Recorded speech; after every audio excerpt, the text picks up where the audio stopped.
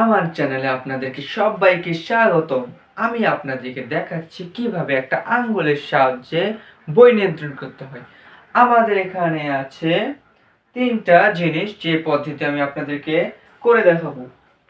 তো প্রথমে আমার কাছে একটা আছে খাতা। তো এই বইটা কিভাবে হাতের মধ্যে নিয়ন্ত্রণ করতে হয় সেটা আমি আপনাদেরকে দেখাবো।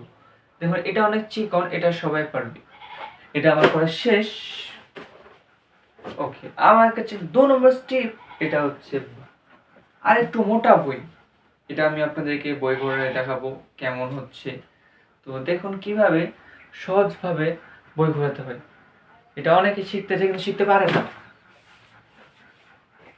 আর সর্বশেষ একটা বড় সুপার ফন্টস আছে। তো এই জিনিসটা আমি আপনাদেরকে ঘুরে দেখাবো এটা কিভাবে ঘোরাতে হয়।